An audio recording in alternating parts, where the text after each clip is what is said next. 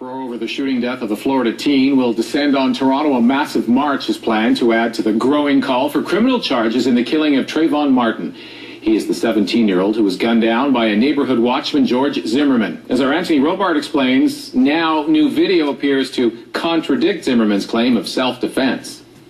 It's not often the death of one person sparks so much outrage. Outrage being felt around the world. This video is helping to propel that. It shows Neighborhood Watch volunteer George Zimmerman in handcuffs being brought in for questioning the night he shot Trayvon Martin. Most telling, according to the Martin family attorney, is what you don't see. There absolutely was some misleading the public when they said his nose was broke and there was blood on the back of his head. There's no blood on his clothes. Every day, a new chapter of the Trayvon Martin saga emerges.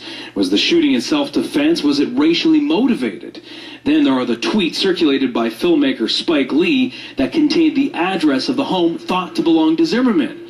The home, in fact, belongs to an elderly couple. I love this home, and we can't stay in it because we don't know what's going to happen. The Trayvon Martin story may have began in Florida, but it has sparked discussions all around the world. Here in Toronto, the rally for Trayvon will start right here at Nathan Phillips Square on Saturday at 7 o'clock and will be followed by a march down to David Pico Square a couple kilometers away. And I think we've been influenced by the uproar across the world. We play a very important role to keep the energy going, keep the fire burning, and the attention on justice for young Trayvon Martin. And the hoodie Trayvon wore that night remains a symbol of the tragedy.